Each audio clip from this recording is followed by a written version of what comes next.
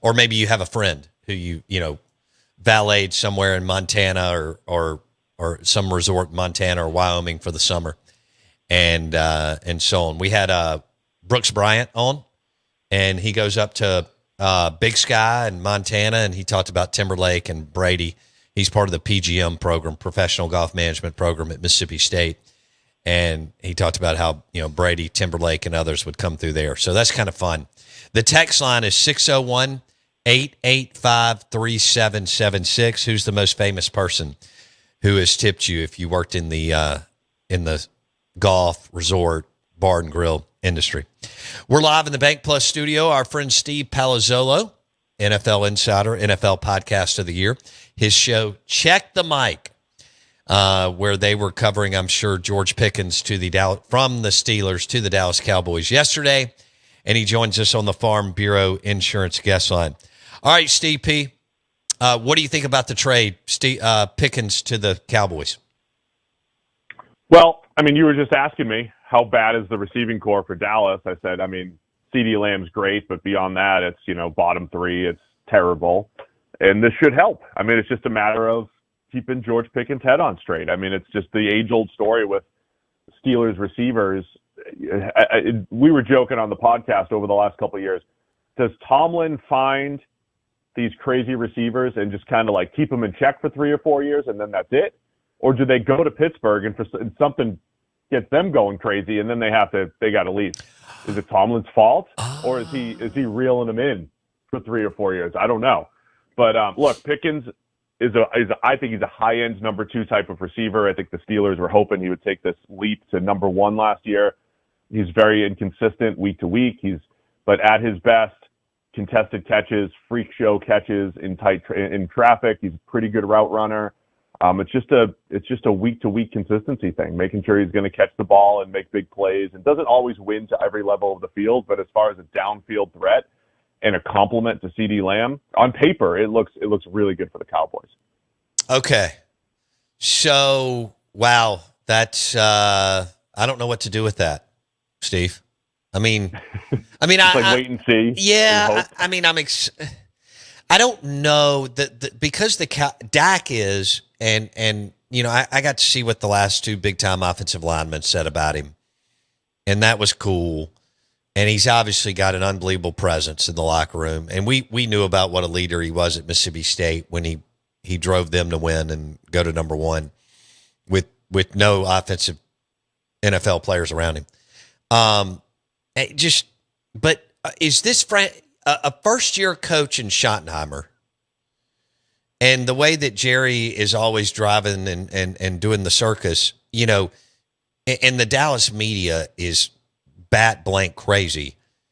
Is that a recipe for a wide receiver who, like you said, is very, very talented, but has some prima donna in him?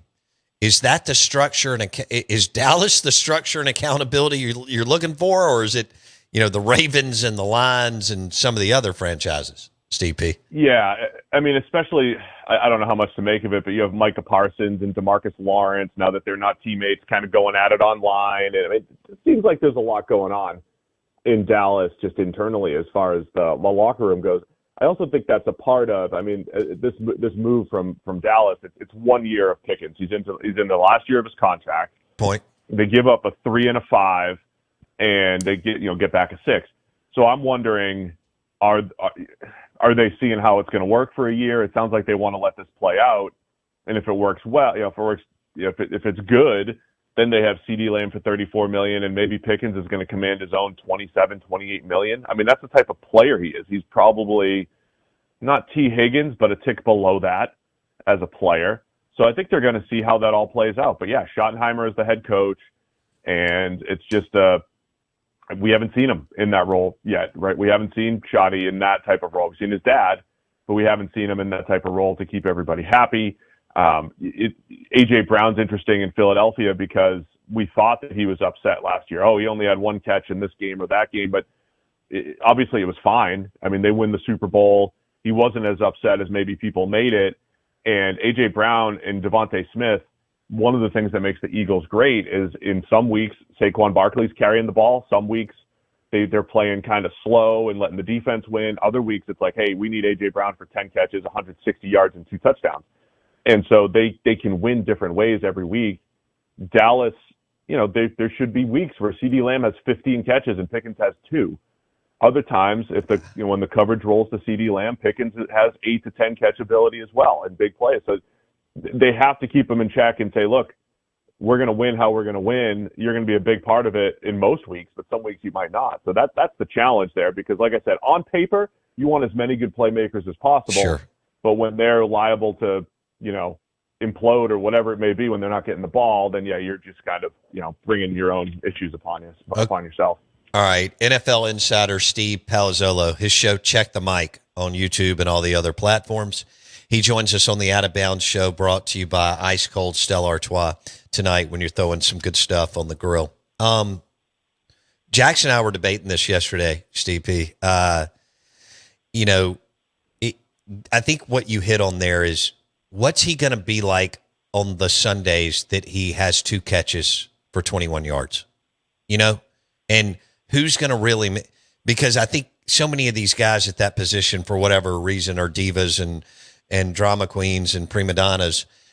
Some can hold it. Like you said, AJ was not happy, and there was a lot of tension on the sideline with AJ Brown and the Philadelphia Eagles last year, but they were able to get through it. The question is, Steve, in fact, I think Dak is too nice at times. I wish he would be more, Tom Brady, and if he's upset with somebody, offensive lineman, skill player, F-bomb him. I feel like he's got to always say the right things in the media with Dallas. Micah can say whatever he wants. They've had others, Dez and so on. But when you're talking about George Pickens going to the Cowboys from the Steelers, how is he going to be if there's 2 weeks in a row where he catches 2 balls for 20 yards? I don't know. We don't know. I mean, it's also, he was fighting, he's fighting on the field last year a couple times, sometimes during the play. I mean, it's inconsistent. And this goes back to Georgia, right? I mean, he had an interesting career at Georgia too, where he looked like a future first-round pick and then gets hurt, and it's like, you go back and watch the film, it's like, man, this dude's good. He just knows how to catch the ball. He reminded me of Brandon Lloyd a little bit. Remember Brandon Lloyd's highlight reel, making one-handed catches and contorting his body and everything? Like, Pickens has all of that ability. And he's even flashed the ability to, like, take a slant to the house, and that's not necessarily his game, but to take a slant, get upfield, and, win with speed as well. So he's got all the ability, and I don't know. I don't have a good answer for how he's going to handle adversity. And plus, you got, the spotlight of Dallas and the whole thing. And like I said, I don't know if Tomlin is just so good at holding it together for 3 or 4 years, and then at some point there's just a tipping point, or what it is. Let's get into that. All right. So Mike Tomlin, the head coach for the Pittsburgh Steelers. Let's unpack that. Does Tomlin drive them out because eventually he just has no time for the drama and the nonsense? Or what did y'all come up with on your show, Check the Mic? I mean, did someone come up? Yeah. Did you or a co-host or a guest say, hey, definitively, here's really what I think it is and why guys leave after 3 or 4 years in Pittsburgh? I definitely think there's a point where he doesn't want to deal with the drama anymore, or whatever it may be. But like, I don't remember Deontay Johnson being considered a headache, right? We knew that Pickens had some questions, and there were he had Antonio Brown for 8 years or whatever it was, and I think there were people who said, hey, Antonio Brown coming out in 2010 or whatever, he's some questions, but he was great for 8 years. So there's Martavis Bryant, you've got this. I know Schefter was like putting this list out. He missed Emmanuel Sanders, by the way, who was very good after he left Pittsburgh. But most players who left Pittsburgh were not as good after the fact. And Deontay Johnson last year, for those who don't remember, he bounced around like the Ravens, the Texans. He's with the Browns now. He's just bouncing around, and he couldn't even stay in a building for more than 3 weeks. Never got on the field. And the guy was like a 100-catch player for the Steelers. Like, what happened? So I don't have a great answer for that either. Okay. Other than I do believe at some point Tomlin's he's done with that. And could you imagine the on-field with Pickens, DK Metcalf, and Aaron Rodgers in Pittsburgh? My And I just don't think they want to deal. goodness. Yeah. And then That from a would be team-building awesome. I know, of course. It'd be great. It'd be great drama. And then from a team-building perspective, if you're the Steelers and you don't want Pickens, you might let him play out the last year. You let him walk, hope someone else pays him, and you might get a third-round compensatory pick back, and you got one more year out of him. But they said, no, we want the 3 now. We want to have that locked in. Right. We don't even want to deal with the last year. So that's kind of telling as well, the fact that they were willing to move on. So, yeah, I think there's a tipping point for Tomlin where he doesn't want to deal with it anymore. All right, so how amazing as far as content would that be? Aaron Rodgers, DK Metcalf, and George Pickens. Oh, my gosh. Well, the fun part with Rodgers, too, and this happens with a lot of QBs, you have to be on the same page with quarterbacks. And Rodgers has not done a great job of getting on the same page with new groups of receivers over the last couple of years. He had his old favorites with the Packers. But, again, on paper, Mike Williams, who he had last year, should have been great for him. Loves to catch the back shoulder, physical, and Rodgers likes to throw it up, give guys opportunities, but they were never on the same page. So that would have been interesting, too, because Rodgers has a couple of years now. He couldn't really develop Romeo Doubs and Christian Watson in Green Bay and never really got on the same page with his Jets receivers other than maybe Garrett Wilson and, of course, Devontae Adams when he showed up. So could he even develop the rapport with George Pickens? And we'll see with DK Metcalf. That would have been a story in itself because they're very talented receivers. But if Rodgers doesn't trust you, you're not getting the ball. That's a huge part of playing receiver as well. Yeah, Steve Palazzolo, his show, Check the Mic. He joins us on the Farm Bureau Insurance Guest Line, NFL Insider, Podcast of the Year. So where's Aaron Rodgers going to end up? I mean, it's either Pittsburgh or retirement, I think. Okay. I mean, everything the Steelers are doing, unless this move signifies that they're looking to next year, and they might be doing both. The Steelers have been in this QB purgatory land. With this move now, they have 2 3s, 2 4s, 2 5s, and 2 6s, I believe. As far with the compensatory picks next year, like the Steelers are loaded in draft capital. We know it's supposed to be a much better quarterback class, whether it's Arch Manning or not next year. We know it's going to be a better class. And if it's not next year, it will be in 27 when my guy DJ Lagway's a junior and maybe Arch comes out that year. So there's better quarterbacks down the road here. So I think Pittsburgh's setting themselves up for the future. Honestly, and if that's the case, I don't even know why they would want Rodgers at this point. You lost your other receiver in Pickens. The number 2 receiver spot is not looking great for the Steelers next to DK Metcalf. They have a good roster, but you're trying to compete with the Bengals and the Ravens, who look much better because of their quarterback situation.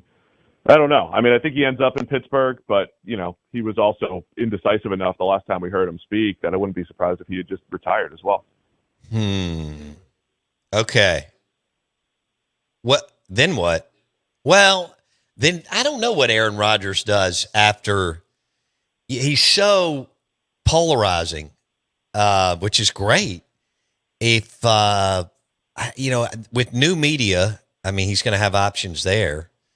Whether you like him or don't like him, Steve Palazzolo, don't you think there's a space for Rodgers to still be seen and heard after he hangs it up? I don't know how much he wants to. I mean, there's definitely an element where it's like he seems to love the spotlight as far as the drama. Maybe we're projecting that on him, but he also doesn't seem like, I don't know if he's going to show up on Fox doing as a broadcaster. No, so I'm not really sure what that looks like post-career for Rodgers. I see him on a couch in a room doing a show. If he does anything, mushrooms with Jake Plummer or whatever. Yeah. Psychedelics. Yeah, no doubt. I do. I think that's. By the way, that's not. It's before he sues me or something. I was just, I'm making a joke. I don't know what he's going to be doing after his career. Okay, but you've got it down to Pittsburgh Steelers or retirement for Aaron Rodgers. Yeah, I think that's it. I mean, I don't know who else in the league even wants him. There's no other Saints starting jobs available, I guess. But you got Tyler Shuck there, and he's almost Rodgers' age anyway. So you got to see what you have with him. Derek Carr's not going to go. That's pretty good. So yeah, I don't see the Saints. There's no sense in them trying to push it either with the first year of Kellen Moore. So I think you want to think longer term. I think if you're the Saints, and that's my thing with the Steelers. Like, what's the point? Is it just to win 9 games again? To bring Rodgers in? At least they're set up for the future with the draft capital, but I would almost just say let's completely look to the future. But I could see the Steelers. It sounds like the Steelers are ready to have Aaron Rodgers as their starting quarterback if he's ready to sign. Yeah, but all right, oil and water. I mean, Mike Tomlin and Aaron Rodgers. So, Aaron already wants it his way. He's a Hall of Fame Super Bowl winning QB. Tomlin's a Super Bowl winning coach. I mean, how does this work when they get together? Well, the one thing I've said I think for Rodgers to make it work would be him being coached, him submitting to a coach, so to speak. And because the reasons it didn't work with the Jets were him bringing in his own players, his own coordinator, and his own offense from like 10 years ago. And that's just not going to work in today's NFL. And I'm not saying Arthur Smith, the offensive coordinator, has all the answers in Pittsburgh. But I think the only way it works is if Rodgers comes in, gets coached like everyone else, plays within their system, buys into their system, and that's it. If it ends up becoming, they're 2-4 and they're headbutting and everything, it's not going to be great. It's not going to be good at all. So I could see Rodgers, hey, for one more try, maybe doing it their way and see what happens. Because the Steelers, I mean, for whatever you want to say about Tomlin, I know my friends in Pittsburgh are kind of sick of just being pretty good and losing the first round of the playoffs against much better teams. I mean, Tomlin every year has games that they lose that they shouldn't, games that they win that they shouldn't, right? They beat the Ravens, dominated Lamar last year, early in the season. And so they're going to be competitive. The defense should keep them in games. They've got a very talented team. And if Rodgers buys into the whole deal, they have a chance to be similar team, right? 9, maybe 10-win team if they're, if Rodgers plays a little better this year. So I could see Rodgers maybe submitting and being coached for one last hurrah here. Do you think, Mike Tomlin, is he great, good? Is he overvalued? Where do you put Mike Tomlin with the Steelers? I think he's a very good coach. The more we've learned, the more we've learned about the impact of the quarterback, the harder it is to put so much on the coach. The Brady Belichick thing, I think, has opened our eyes to so many things where Belichick has not won without Brady. He's off at UNC right now doing who knows what. And it's just a whole different world when you don't have your quarterback. And Mike Tomlin had Ben Roethlisberger, who was, a top 5 to 8 quarterback for the majority of his career. Sure. And and now they haven't had a quarterback. And so, yeah, he's got his hand in finding the next guy, but it's not easy. You don't always have the opportunity. I was just talking to a former GM about this the other day, and I'm like, it's so much luck. And he said, yeah, it is. It is so much luck. Like the Bengals had the first overall pick when Joe Burrow was available. The Colts had the first overall pick when Andrew Luck was available.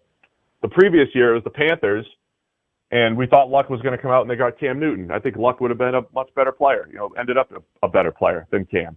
But either way, I think it's tough to look at Tomlin and hate on what he's done the last couple of years because he hasn't had stable quarterback play, and that's not all his fault. So I think he's very good, and it's really tough to judge coaches outside of their quarterback. And but as I said to you before, when you do find a John Harbaugh or Kyle Shanahan or guys that have won with multiple quarterbacks, you say, okay, Andy Reid, you say, okay, these guys are doing something with multiple quarterbacks. Right. And then you give Andy Reid Mahomes, or you give John Harbaugh Lamar, and then you see them look much better and far more consistent. So I think it's really tough to separate the coach from the quarterback. Okay, fair enough. I don't think we were having you on the show. It's still wild that Andrew Luck retired when he did with 8 years left to play. It is, And I thought, he kind of carried that team early on, but was kind of all over the place as far as some of his decision making. He hit this little lull in year 4, I think it was. He was kind of banged up, and I thought his 2016 and 2018 seasons, so 18, those were his last 2 years, I believe. Those the last 2 years that he played. He missed all of 2017, I believe it was.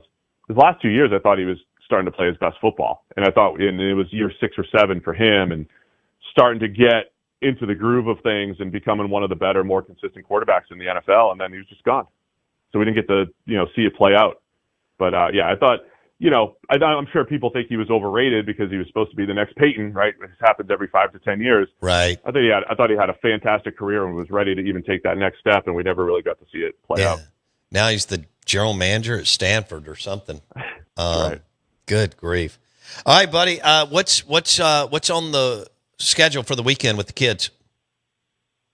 Oh man, my wife is like reading the schedule. She's like, T-ball. We have T-ball and baseball at the same time tonight. We've got baseball this weekend. My mother-in-law is coming in for Mother's Day. Oh, so I'm trying to like schedule, stuff at the house. Like, I got the contractor coming by.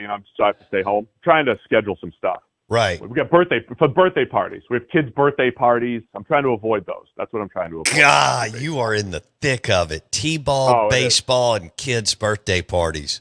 All they do is like blow of the weekend where I'm going and everything. I'll keep you updated. Wow. And you're going and they eat all these sweets and, oh my God, they got terrible stuff all over their face and their shirt. It's funny as hell. Good times. Yeah. I'm just trying to avoid the kids' birthday party this weekend. Baseball, and then I want to come home and relax on Saturday. We'll see what happens. Absolutely. All right. You got to pick up golf. Be good, man. See you, dude. All right. Take it easy. Steve Palazzolo, his NFL show. Check the mic. Find it on any platform, of course, YouTube. And they're dialed in to the NFL. How about that? Aaron Rodgers either to the Pittsburgh Steelers or retires. Can you imagine a roster of Aaron Rodgers, DK Metcalf, and George Pickens and the drama and prima donna level? But instead, the Steelers ship George Pickens to the Dallas Cowboys, and we'll see how that goes. Is that franchise buttoned up enough to handle George Pickens when he only catches 2 balls for 21 yards, but they win? Back in a few.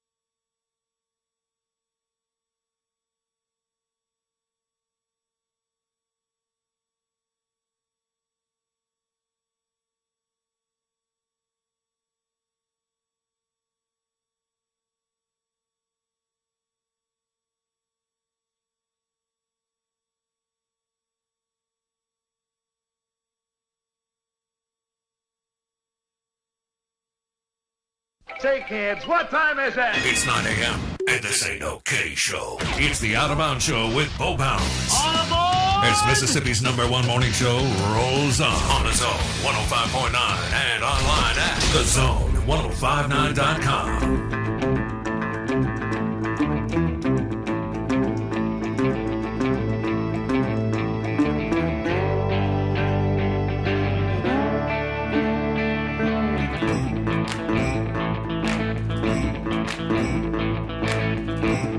I'm trying to think.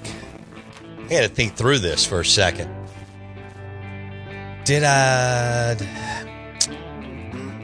don't think I ever waited on Morgan Freeman. We are the Out of Bounds Show, 105.9 The Zone, ESPN. The show is brought to you by Grit Training Facility on Lakeland Drive, behind Ergon Lake, Mirror Lake. Grit Training Facility has brand new batting cages for softball and baseball, indoor turf, indoor mound, and outdoor turf. Book it today. Also, memberships to work out. Jake Mangum, Connor Griffin, Preston Johnson, Tanner Allen, all those guys have been through Grit Training Facility on Lakeland Drive in Flowood. Newly renovated, brand new batting cages, indoor, outdoor turf, indoor mound. And I've hit in one of the batting cages, which makes it legendary. Not that Connor Griffin's been there. First round pick. Grit Training Facility in Flowood. Book it now for your team and get the work in. Get the work in that you need at Grit Training Facility plus memberships. A couple of different ways that you can get in touch with us. The Dancing Rabbit Golf text line is 601-885-3776. Twitter X at Bo Bounds, and the Bush Light caller line is 601-707-3750. We want to welcome in Mills Contracting, Matt Mills and Whit Mills and the team at Mills Contracting, located in Madison County and Gluckstadt.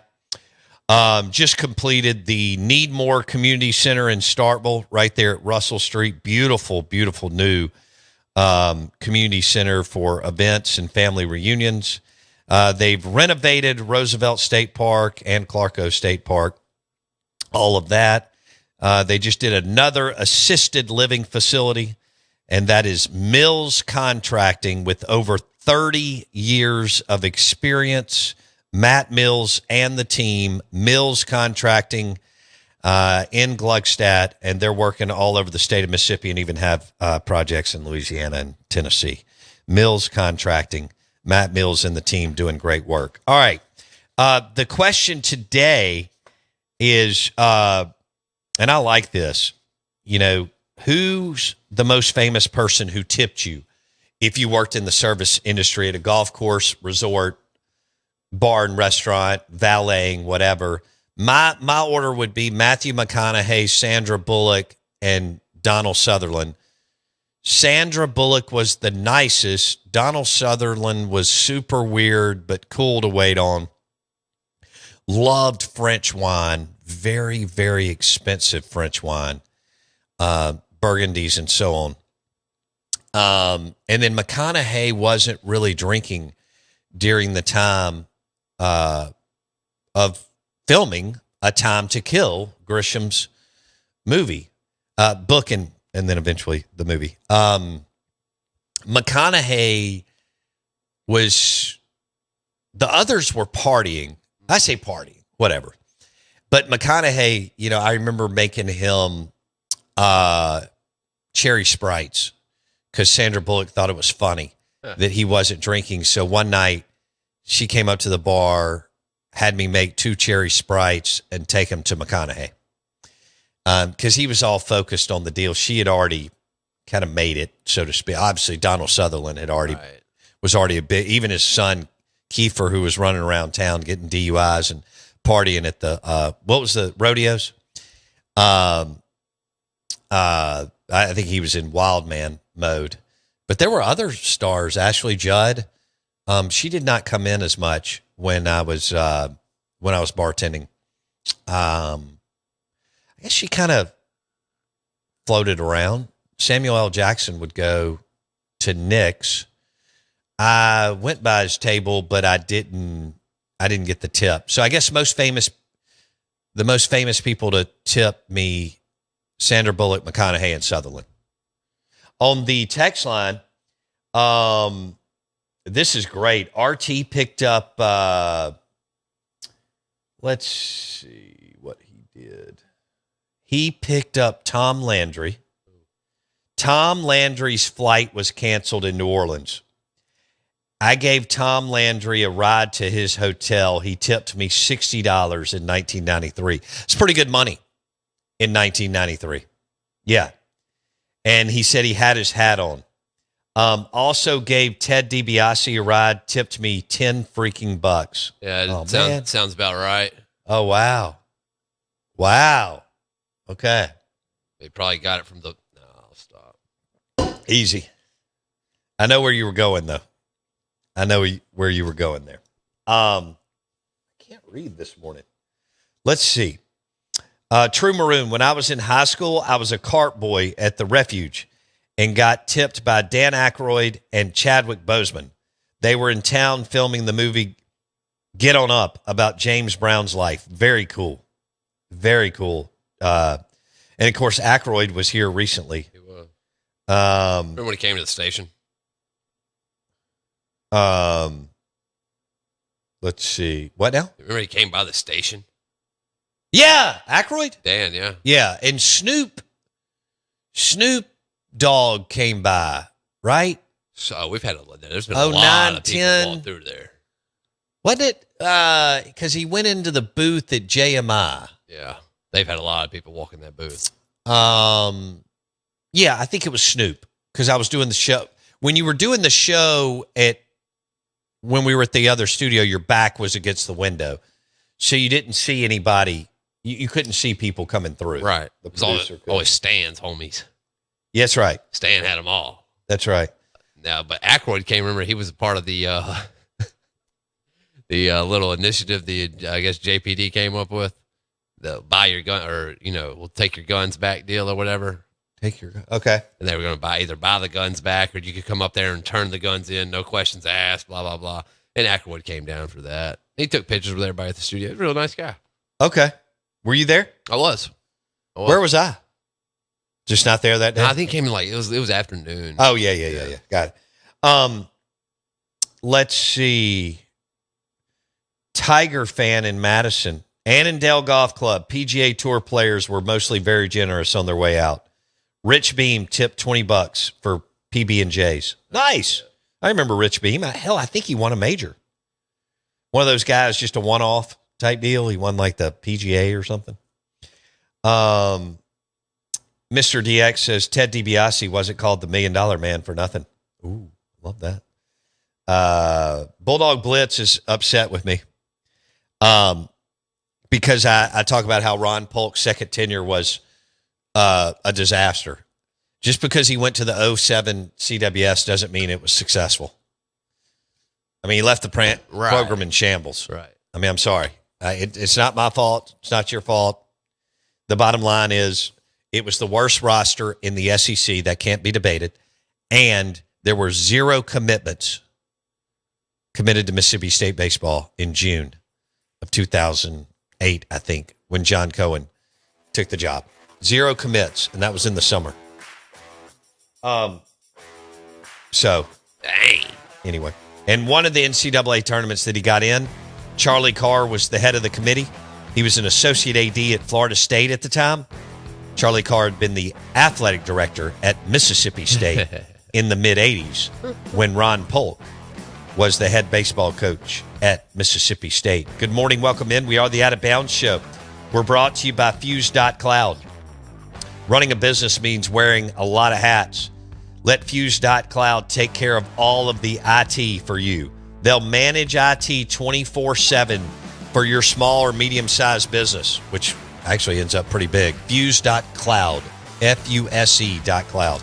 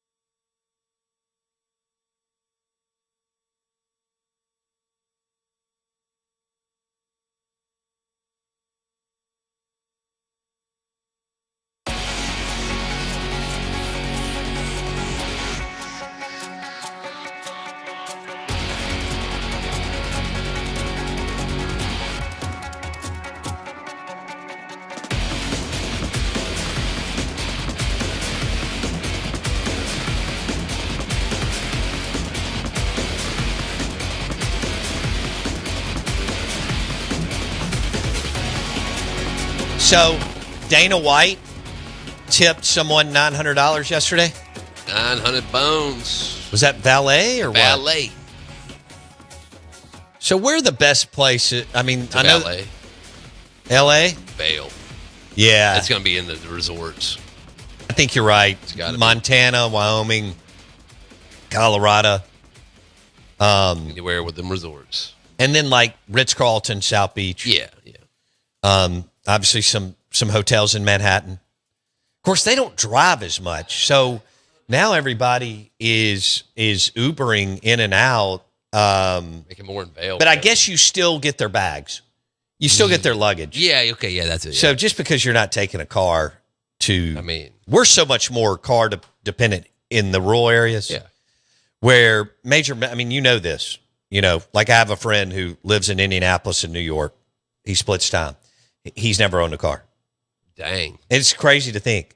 Yeah. He's never had to pay car insurance. He just either Ubers or rents a car. That's crazy.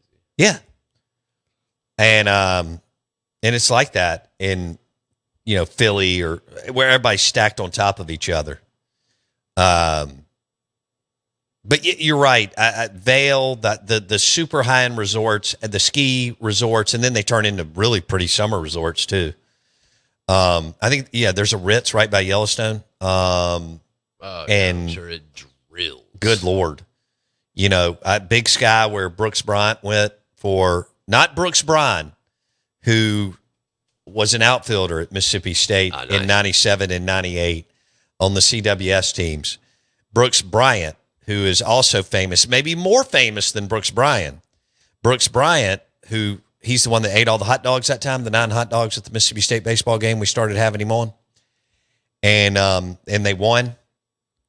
And he's lived with like Stone Simmons and somebody else, I think. And we started having him on. He's a PGM major, and he did internships out at Big Sky, which is where Brady and Timberlake and others go through during the summer but yeah, golf, you're right. Resorts, ski resorts, golf resorts, combos, golf ski resorts, Ritz's and places in Europe and vacationing and, in the islands, I would things say like that. Vegas, but people lose their money in Vegas. They don't want to give it out. No, if you're valet at the Wynn Oh yeah, you go or the that's- Bellagio it's a or little the different, Venetian, Yeah. you're good. Yeah. Oh yeah. And I mean, you have any kind of chops to you, Right. you're good. Right. There's people coming in from all over the world. It's not just Americans with money. It's Right. Asians and Europeans and South Americans and so on. Big money. I mean, dropping $200 for somebody to grab your bag is nothing. Even if you just got manageable luggage. But yeah, we want to know who's the most famous person who's tipped you. Now with Uber, Oh yeah. Never know. if you catch somebody wealthy or CEO or a entertainer or an athlete that needs to get from A to Z, there's no telling. You think they're Ubering like that? At times, yeah. Okay. Absolutely. When you're moving around, absolutely. I mean, and Uber Black's amazing. Oh yeah. I mean, I used it only because, it's expensive, but in New Orleans at the Super Bowl, there were so many people there, right? And I needed to go from one side of the city to the other side of the city when we were going to Dak Prescott's party, or when I went to dinner one night. Where did I? Yeah. Oh yeah. I went all the way uptown by Tulane to meet Jeff Duncan and those other NFL people. I just took Uber Black, even though it was $100 something, just because it's a nice SUV. You're guaranteed to get where, it just made more sense. Yeah. It's not something I want to do all the time. No. But yeah, I think celebrities and people are constantly getting in and out of Uber, but Uber Black for sure. Because there's a certain standard of SUV and so on. They got bottled waters in there for you when you get Uber Black, all that stuff. And people had driven in from all over to Uber that week. I've never ever seen New Orleans that clean. The NFL demanded, even though they're run so poorly, and LaToya the Destroyer is to try to destroy that city, COVID and post-COVID, that the NFL tells you when you're going to do something, and they were like, "You're cleaning up the city." Right. I mean, I walked miles and miles those 3 days I was there. I have never, and even going back when I went with Joseph Stodgel, even to Hogs for the Cause, but I went in between. I went for something else. I went for Hamilton. It's still clean. Now it'll eventually flip, but they cleaned that thing up. It was the streets, everything damn near spotless. I'm going. Yeah, I can't believe that. I'm going tomorrow morning for a wedding. I don't know what that looks like. Yeah. Where's the wedding? Is it in the park? I don't know. Wendy told me where we're going. She's kind of handling that. City Park's lit. Pavilion of the Two Sisters. Yeah. Looks cool. We're staying down on Poydras, or somewhere in there. But I'm looking forward to it. Exactly where I thought it was. It's right there on the edge of the park, it's isn't it? City Park. Yeah. I told you. I went there. I went to a wedding there a couple years ago. It's lit. Really nice place. I loved it. Yeah. Yeah. That was a great wedding. Nick Fulton's son, Nick Fulton, one of the owners of USA Pawn and their mega store and all the other stores. They buy and sell gold and silver, among many other things. USAPawn.com. But yeah, we're going down for that. Nicholas Fulton's getting married. So it's a party. I'm heading down tomorrow morning. Nick's kid. We're going to Grigri for lunch. Nice. Nick's kid. Yeah. Nicholas. Okay. So it's all Nicholas's. Wait, is Nick a Nicholas? Yeah, that's right. So it's a junior? Yes. Nice. Yeah. Like that. What do you think? I like the junior. Yeah. I like the junior. Let's go back real quick to did we get anything else on the famous people? Oh yeah, that's true. We should get Brooks Bryant on. Hey, I got to tell you a place that I ate in Clinton. It's not, but it's going to surprise you that I've been. Sylvester's Barbecue. Wow. I think it's in Raymond. Yeah, it's. I guess Clinton claims that. So I met the president of Mississippi College one day, and we went to lunch at Sylvester's Barbecue. It's wild and good. It's good. I mean, it's crazy. It's different. It's different. It is Raymond establishment. It's Raymond. I mean, y'all. It's a suburb of Clinton. Yeah, I would call it that. We call it Raymond. Yeah. You know, because y'all have kind of tripped over yourselves culinary wise. Yeah. Which I don't understand. There's money. You've got one of the top 3 public schools in the state of Mississippi. Yeah. So you have driven, ambitious people and ambitious parents. But y'all have never been able to hit other than 303 and a couple other spots. We love an Outback. It's all Outback for 25 years was incredible. Yeah, that's true. I mean, I used to travel all around, and I would stay all in Florida. I had a big territory in Florida when I was in sales, and I'm still in sales, but when I was in sales in that deal, right. I would stay at a hotel that was close to an Outback, so you could just walk across the street and but you're not, eat at the bar. But who's putting in a bid in 2025 for an Outback? Well, it's not. That thing's kind of run its course. It's done. I mean, you've still got some that are operated at a very high level. Sure. You've had some that have closed, but like that run is done. Now you've got other things. Don't get me wrong. Now the Applebee's is humming. I'll be honest. We went to the Outback. No, we went to a local steakhouse Friday night, but Saturday in Happy Valley when we went to the Ohio State at Penn State game, we went to Outback. It was excellent. Really? 15 years ago. Good steak. Fabulous. That's what's up. I like Outback. Now Morton's, the Palm. That's different. Fleming, Smith and Walensky. I've been to all those are a little bit different level. Is that Monica's Which one is dad? the best? No, not her. She wasn't there. Okay. Although I've seen, if you go to the Palm in LA behind the Grammys deal, you can see a lot of people, especially about 7 o'clock at night. Which one is the best out of all those? We'll discuss.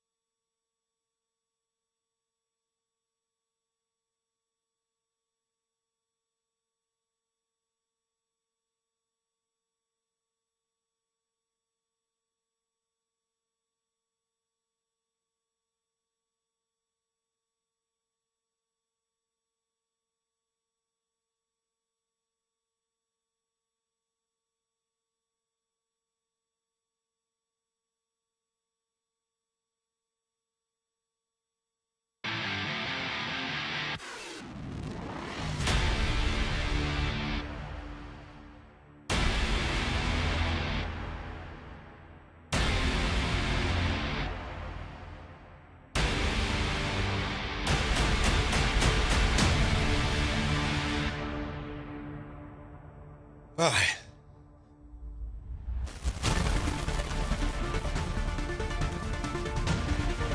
we have all kinds of good stuff going on. Good morning.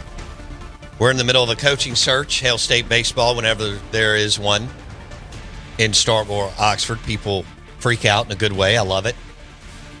Ole Miss fans are all into it, too, just like MSU fans are when Ole Miss has an opening. Can you believe Ole Miss has not had a baseball opening since George Bush W's first term?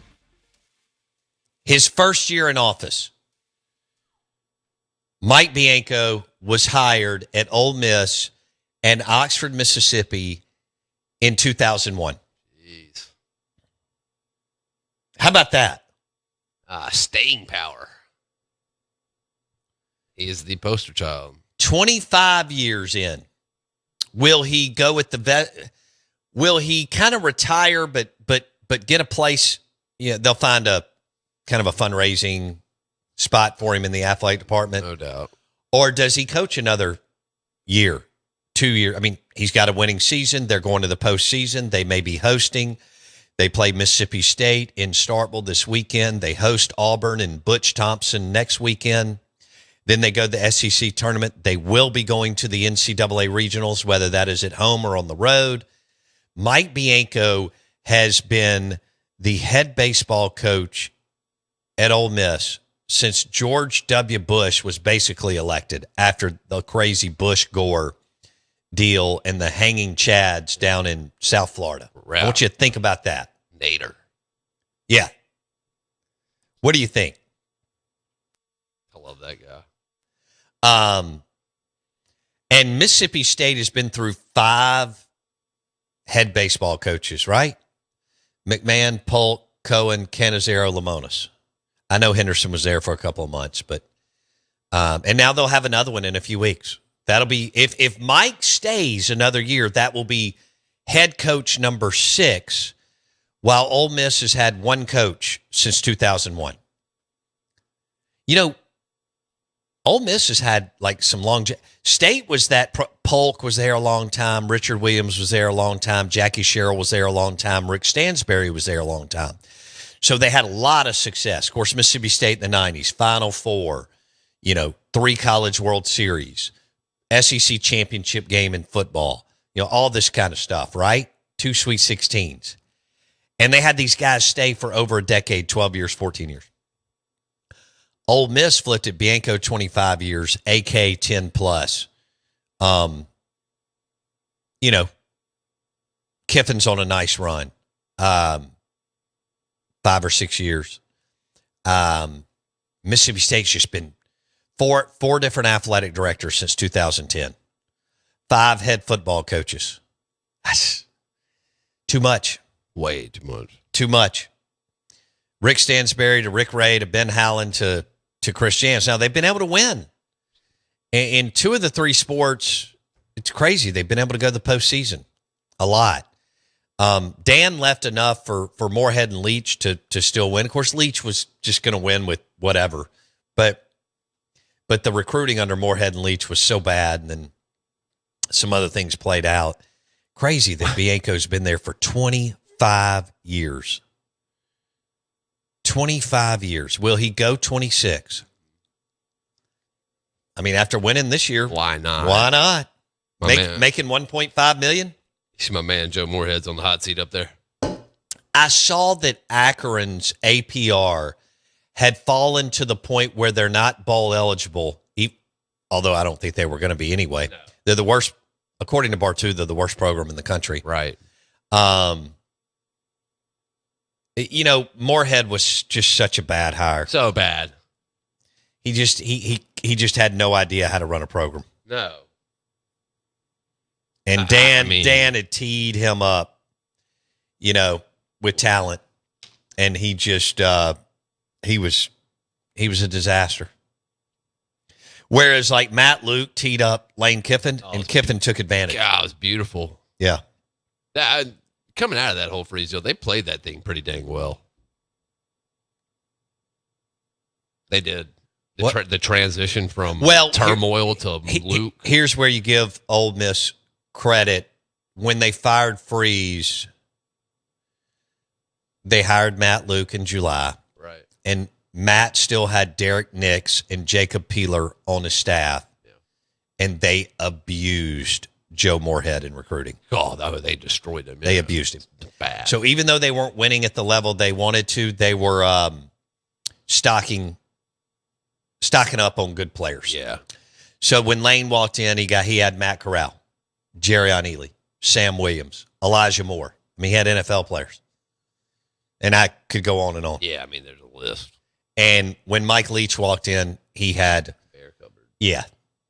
For the most part. There were a few exceptions, but the cupboard was bare.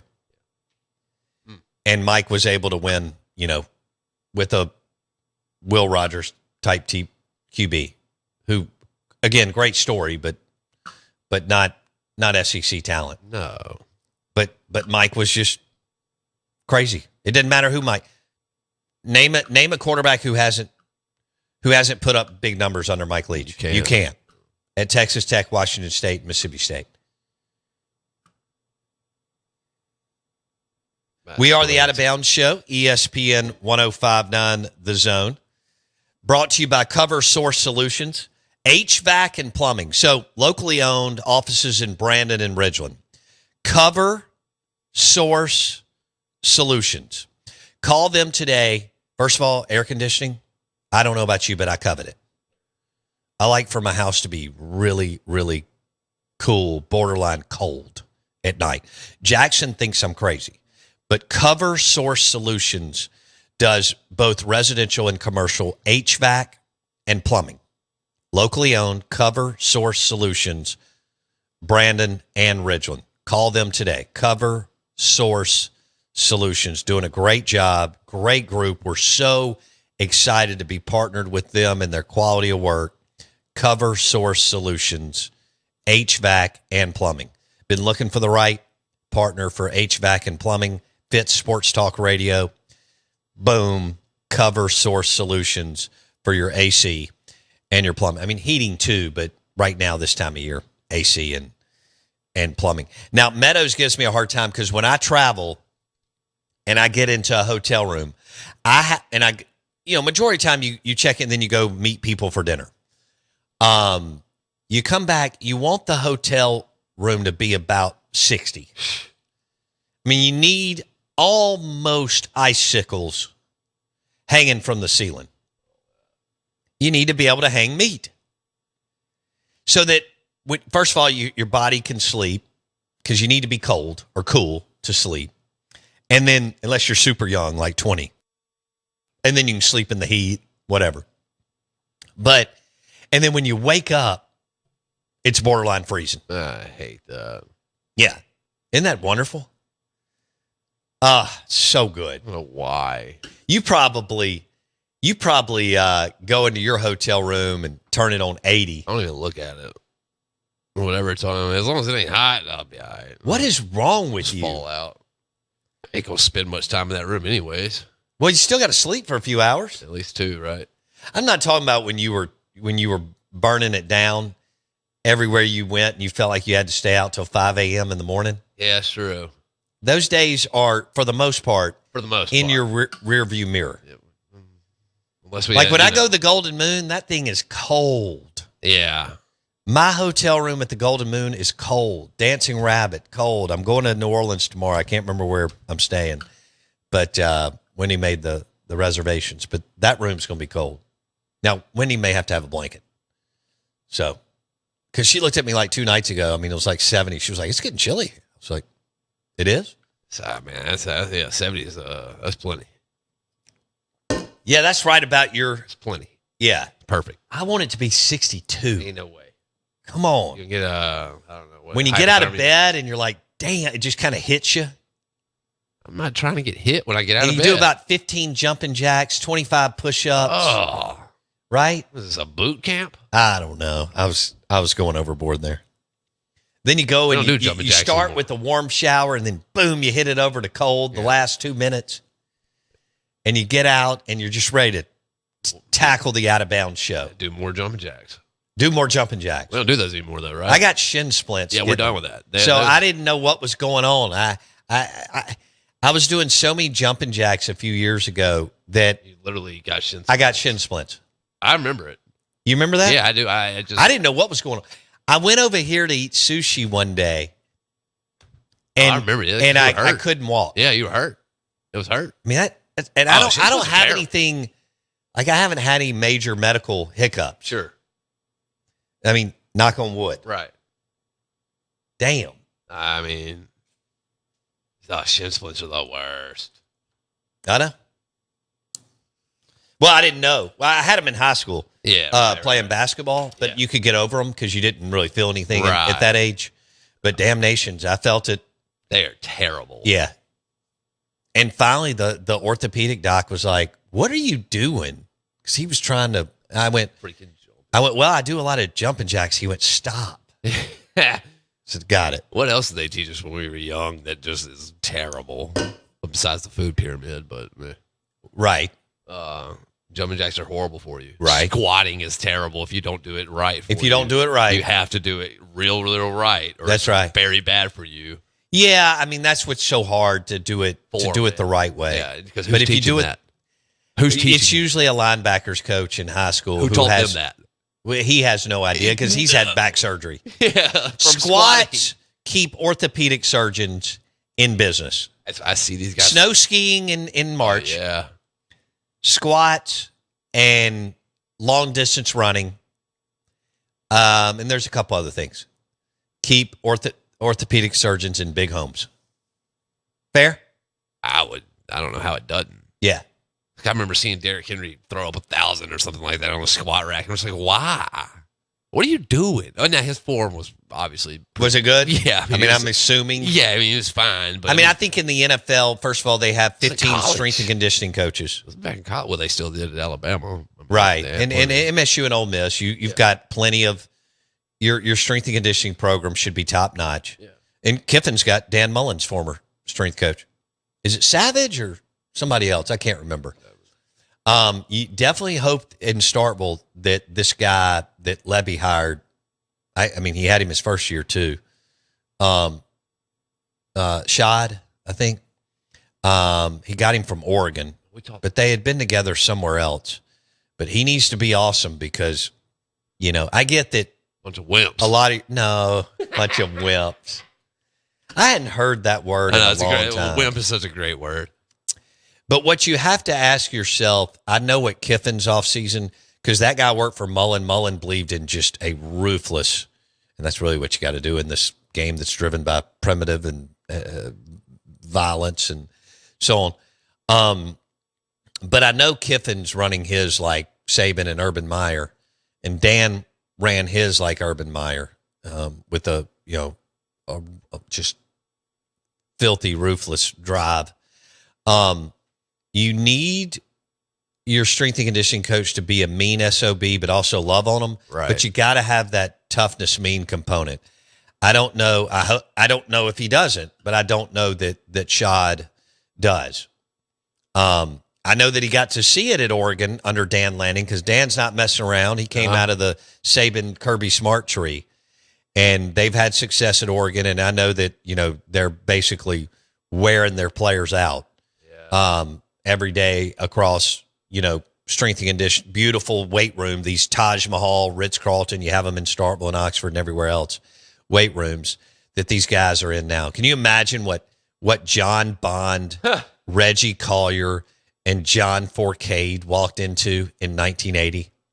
Weight room was about as big as the room we're in. Right. Bunch of crappy, terrible benches. had no full-time strength and conditioning program. Again, your linebackers coach, somebody, hell, you found somebody at the bar, was your strength and conditioning coach. And very loose. Form term. was a loose thing. Tom Osborne at Nebraska was running the most sophisticated, modernized strength and conditioning program in the country, I guess outside the NFL, or maybe including the NFL. But other than that, guys just throwing up weight. Probably even no approach. No structure, no nothing, man. Yeah. They literally they probably gave you a set over a rep. Here, go lift at your high school this summer. Go knock these mini sets out. Right. We'll see it in fall. And now today it's you got Grueling. you got 12 coaches around. You got one head strength and conditioning coach and 6 assistants and 6 GAs. I mean, it is all mapped out. No, you're not skipping reps either. No. They'll see you. No, I mean, if you're supposed to do 15 reps. Oh, you're going to do 16. Yeah, you're doing them. Got to. You're doing them. Strength and, I played for a strength and conditioning coach from Ole Miss in high school ball, the 8-man league. Okay. He didn't run us very much. We didn't need to run. 8-man league? Yeah. Did Mount Salus have a weight room? No. Okay. Wait. Did y'all? I don't remember where that was. I think I saw a bench one time. No, we didn't have a weight room. That was somewhere else. It was Rebel Academy, probably. Oh, is that where you lifted? Yeah. At Rebel? Well, if you call it that. Our to me, you were never. I don't ever see you as a focused and disciplined lifter. Hated. Yeah, the weight room. You're like, why do I need to be? For what?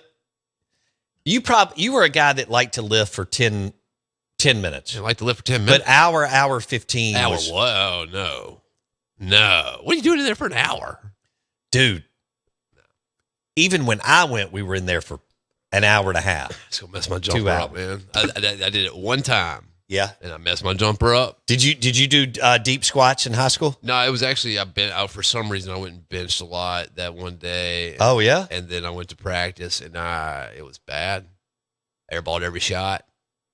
Had a game the next day. Played very, very poorly. Yeah. Stopped lifting weights after that.